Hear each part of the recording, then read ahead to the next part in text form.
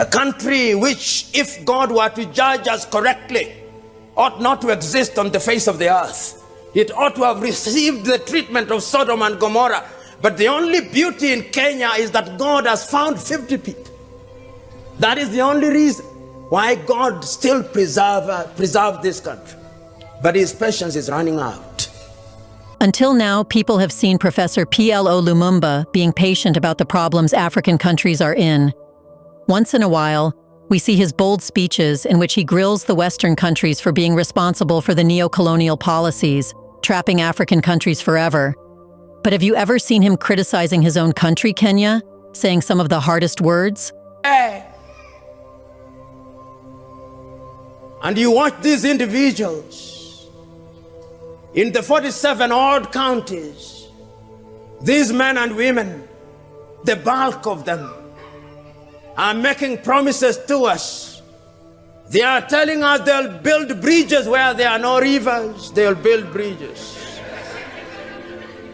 They are now telling us that they shall cause manna to fall from heaven.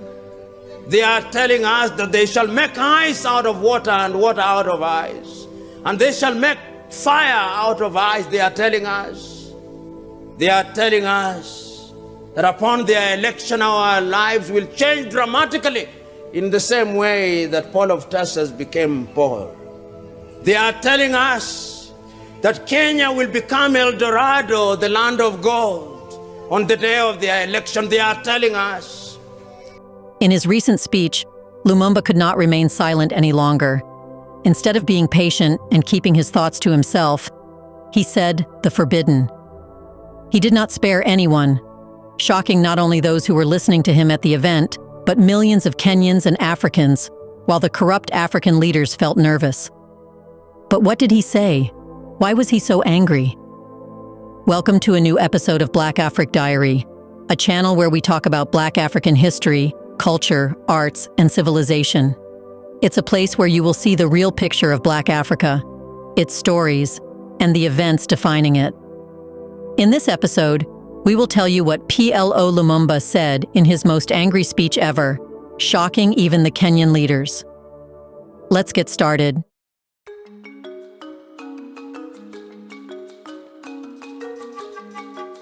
PLO Lumumba's speech captures a hard truth that echoes across many African nations, especially Kenya. In colonial African countries, the leaving colonialists intentionally powered a small elite class which were earlier loyal to them during the colonial period. Therefore, Lumumba talked about this small, corrupt elite class, which includes a handful of men and women who hold the reins of power, controlling everything from politics to national resources. That indeed, as we are looking at the country today, and you watch these individuals in the 47 odd counties, these men and women, the bulk of them, are making promises to us. They are telling us they'll build bridges where there are no rivers. They'll build bridges. But who are these elites, really? They are not leaders of the people. Rather, they are puppets of Western interests, working for foreign masters while pretending to serve Kenya. Lumumba said that these individuals are the real pharaohs of Kenya, posing as liberators but in reality, leading their people into deeper oppression to satisfy foreign greed. In Kenya's post-colonial history, this pattern is far from new. Lumumba reminds us that time and again, a small group of elites has emerged, not from the masses they claim to represent, but through alliances with foreign powers. These alliances ultimately serve the West. This trend dates back to before independence, when colonial powers molded African leadership to protect their own interests. Therefore, instead of empowering the African people, they supported those willing to betray their nations for personal gain. These elites, Lumumba argues, are not the saviors they claim to be. Rather, they are modern-day pharaohs, standing in the way of true liberation. These are the individuals who will save Kenya. These are the individuals, the pharaohs who have acquired the garbs of Moses, cheating us that they are Moses and they are pharaohs in disguise. God save Kenya. The tragedy is that the Kenyans either do not know or do not care. But I suspect that they know, and they have simply chosen to do what was described by the prophet Isaiah. They have eyes, but they do. Yes, PLO Lumumba clearly knows more because he has an intellectual mind. However, he cannot clearly pinpoint the names of those in the elite class of Kenya. Yet he said that people already know who they are, but instead of questioning them, they close their eyes and continue living their lives.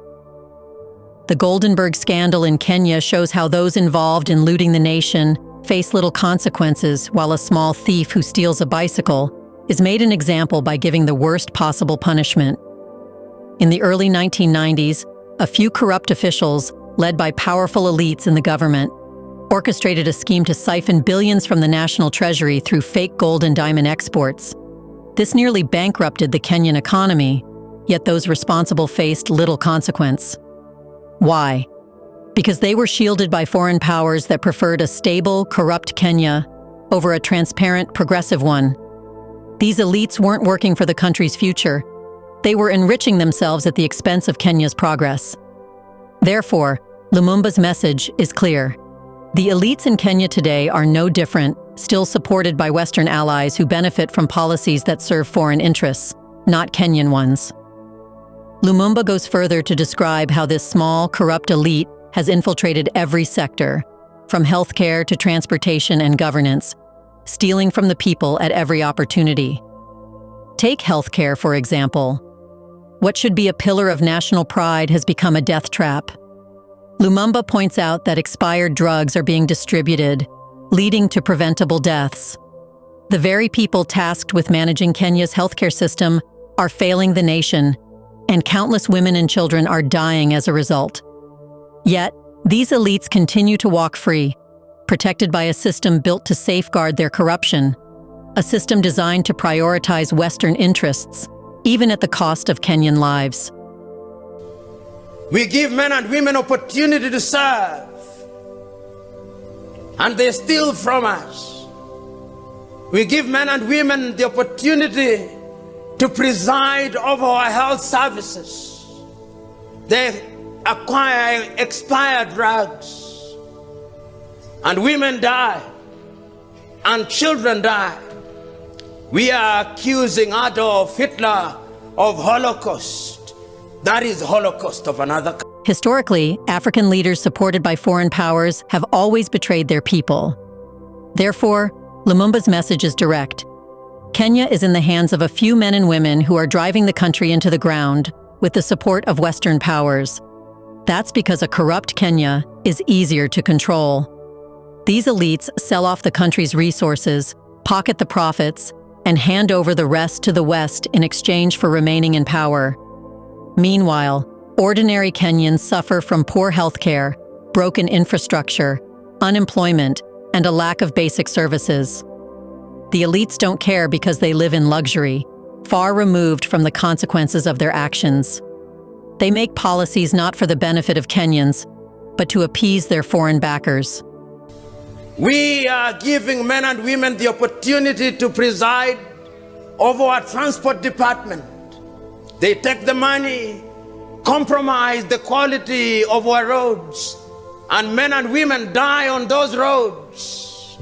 And then we say that that is not genocide. It is genocide.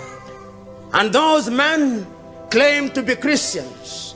We give men and women the opportunity to preside over our counties. And our nurses are on strike for 1 month. And our doctors are on strike for 1 month. And not the president, not the opposition leader, not any member of parliament talks about it. And we celebrate them because of our ethnicity. You, the Kikuyu, say, Modo wa Nyuba. You, the Luo, say, Oduadu. And you, the Kamba, say, Osa Vinyamo Kamba. How can a country run that way? The story is the same in Nigeria, where corruption, led by a small elite class, has crippled the country's potential despite its vast oil wealth. Nigeria's elites, much like those in Kenya, have enriched themselves while pretending to serve the people. Sani Abacha, a former Nigerian dictator, looted billions from the national treasury, stashing it in foreign banks while ordinary Nigerians languished in poverty. And who helped him? Well, they were Western banks and governments who were more interested in securing their share of Nigeria's wealth than in improving the lives of its citizens. Just like in Kenya, a few men and women held the entire country hostage, keeping it dependent on foreign interests. Lumumba draws a crucial parallel. The elites in Kenya today are no different. They are robbing the nation in plain sight with the help of their foreign masters, and they don't even try to hide it. The money meant for infrastructure ends up in private accounts. Perhaps the most painful irony, as Lumumba points out, is that Kenya claims to be a Christian nation, with 80% of the population identifying as Christian. How then can Kenya also be one of the most corrupt nations in the world? Lumumba asks a tough question. What good is Christianity if it doesn't inspire ethical leadership? He invokes Alexander the Great, who, despite conquering much of the known world, died with nothing. His hands were left outstretched in his coffin to show that material wealth is ultimately meaningless. In the book that was read at chapter 5, verses 1 to 8, tells and warns them that you oppressors, the gold and silver that you have acquired shall corrode. All these things that you have acquired that make you feel important, it is nothing.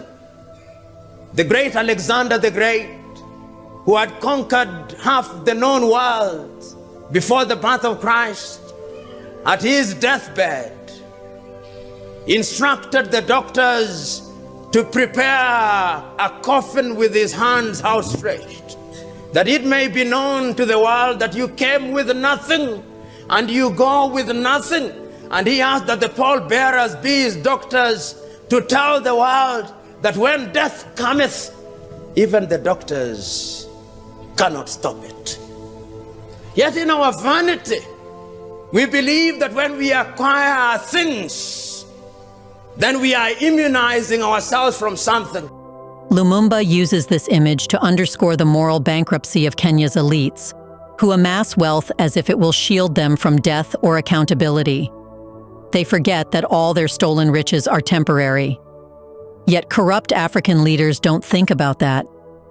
Lumumba warns that both Kenya and Africa as a whole will never reach their full potential unless this cycle of corruption is broken. But Lumumba makes it clear that corruption isn't just confined to politics. It has seeped into institutions that should serve as moral and spiritual guides, such as the church. He laments that the church has become so rigid and mechanical that there's barely any room left for true spirituality.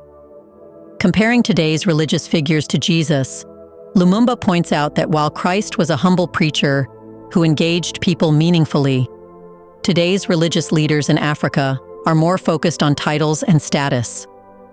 This parallels how many political leaders have strayed far from their true purpose, prioritizing power and recognition over serving the people. Corruption is to be found in very many places. Corruption is not only to be found in the political arena. Corruption is found even in churches today.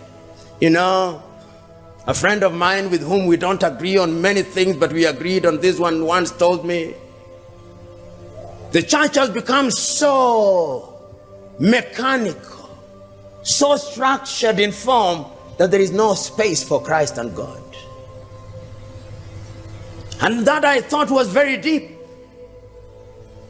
We have structured our worship services in such a way that God is only mentioned occasionally, that God is only worshipped occasionally. However, the most harmful of corruption is in politics. Lumumba recalled an incident where a Kenyan MP openly admitted on national television that he and his colleagues regularly accept bribes ranging from 10,000 to 50,000 Kenyan shillings. When asked directly, the MP casually responded, "Who can refuse money except God?" This statement perfectly captures the moral decay that Lumumba is talking about. The issue isn't just the money. It's how the system has become so corrupt that public officials are shameless about their involvement in such acts. Lumumba warns that if Kenyans continue to elect corrupt leaders, the situation will only get worse. he paints a picture of what happens when people choose to vote for Lucifer and his angels. These politicians make grand promises, claiming they will perform miracles, like building bridges. In doing so, they continuously say that they are not evil and thieves, showing that they really are. And as always happens, their promises are empty, designed to deceive voters and maintain their grip on power and wealth. Lumumba mocks these claims, likening them to biblical miracles like turning ice into water or making manna fall from heaven. The harsh reality, he points out, is that these leaders have no genuine intention of improving the lives of ordinary citizens.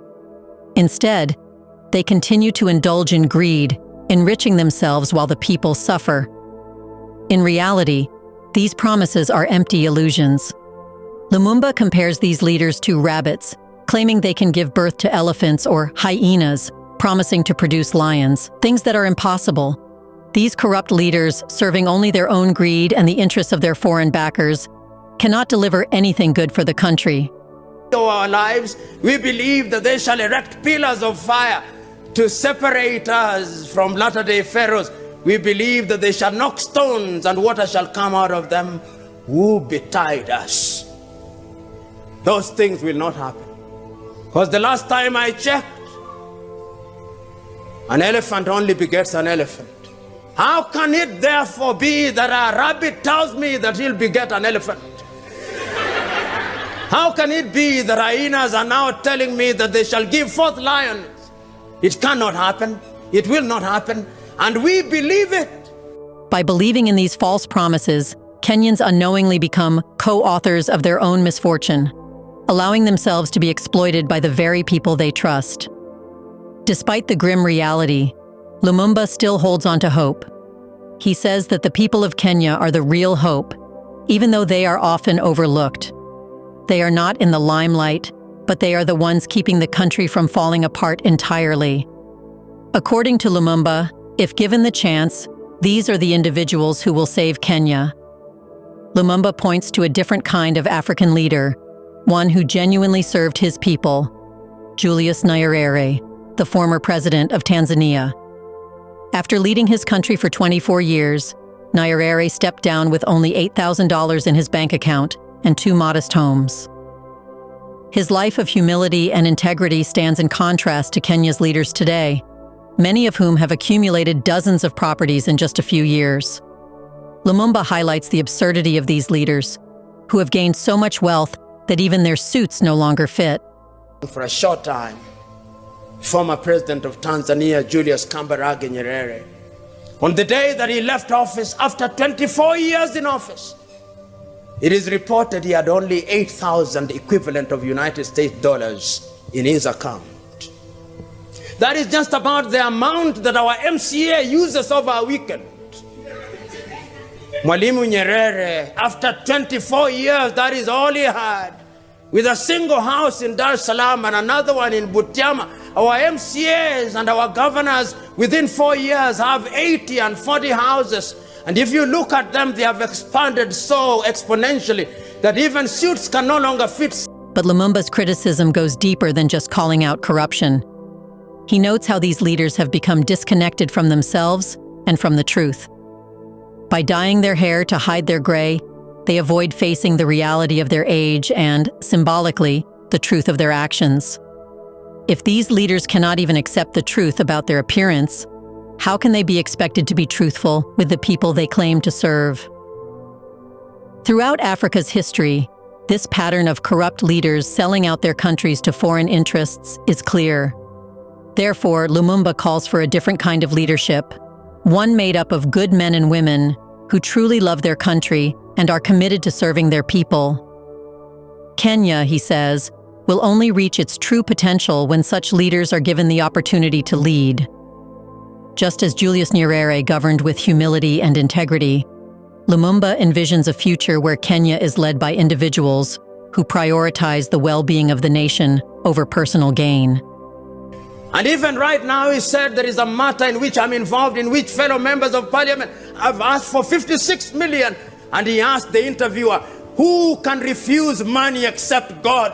I'm telling him that we can refuse money, and we have. There are good men in this country. I subsequently sent an SMS to the ESCC telling, arrest this individual. I'm still waiting for the answer.